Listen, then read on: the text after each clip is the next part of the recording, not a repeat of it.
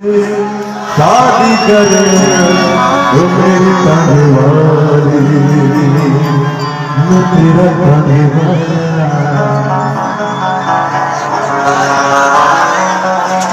चलिए जी मुझको बता दे चाहूँ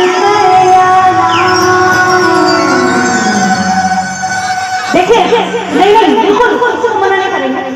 देखिए यार आजकल की जिंदगी है, किसी को डिस्टर्ब नहीं करेंगे। सुनिए, किसी को नाचने का मन करता है तो प्यार भर नाचिए, किसी को गाने का मन करता है तो गाइए, सिर्फ का मन करता है तो सिर्फ, क्योंकि बस कुछ क्षण है, इसी पल को एंजॉय करना है अपने आप को। तो इसलिए कोई भद्र नहीं है यहाँ पे, सभी अपने हैं, अपने दोस्त हैं, अपने माताएं, अपनी बहनें हैं, अपनी मर्यादा में रहिए और एंजॉय कीजिए। किसी को मनाही नहीं है, क्योंकि आप लोग आए ही है एंटरटेनमेंट के लिए, मनोरंजन के लिए आए हैं।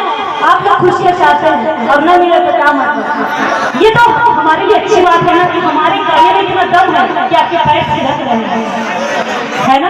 नहीं होते तो जबरदस्ती भी बोलते तो भी नहीं नाचते, इसलिए नाचने का मन है तो नाचिए। माया हो